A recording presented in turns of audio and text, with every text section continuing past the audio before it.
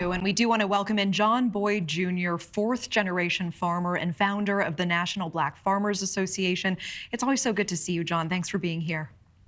Sasha, thank you for having me. What are you most concerned about with China buying up American farmland? And I listened to that story. It's heartbreaking. You know, here this administration is giving out $1 billion to China and Russia and Chinese producers from America's tax dollars. And here, black farmers in this country can't get debt relief for $4 billion that was promised. At these local auctions that I'm attending around the country, China is bidding and most of the times are purchasing American farmland. I've been ringing this bell for quite some time, many years, warning lawmakers about how China is hiding behind certain name entities.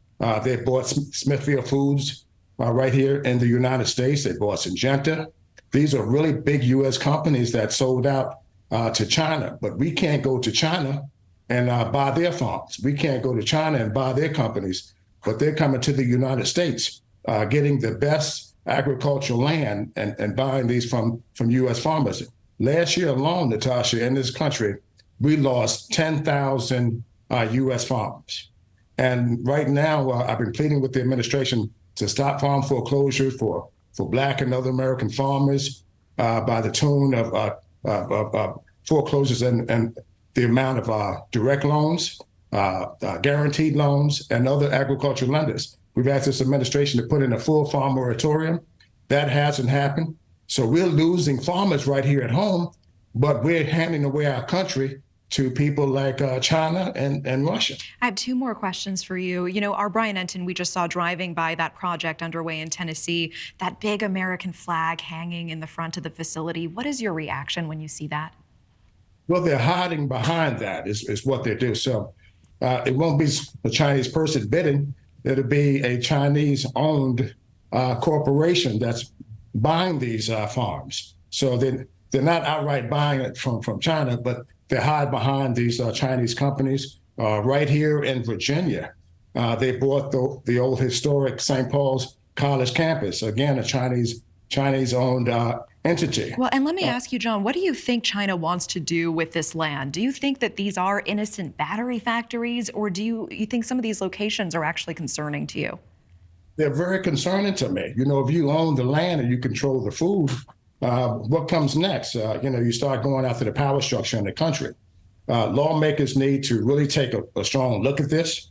And again, stop playing the tune to China, stop playing the tune to Russia, and help America's farmers. Why are we losing farms right here at home and helping other farmers around the world and not helping American farmers right here at home? Something is wrong with that. I've been trying to meet with the president about it. I've been trying to meet with the Secretary of Agriculture, Secretary Tom Vilsack. USDA, quite frankly, approved grants, those grants that I mentioned to Chinese entities and Russian entities. It was the United States Department of Agriculture that approved those. Congress needs to take a look at that and call Secretary Vilsack to the hill and say, man, what's going on here? Yeah. These are questions that I've been asking on your show and others around the country. And we always love having you back. John Boyd Jr., I wish we had more time, but I appreciate the work that you do. Thank you so much. Thank you for having me. And thank you for watching. Go to newsnationnow.com to find NewsNation on your television provider. And don't forget to click the red subscribe button below to get more of NewsNation's fact-driven, unbiased coverage.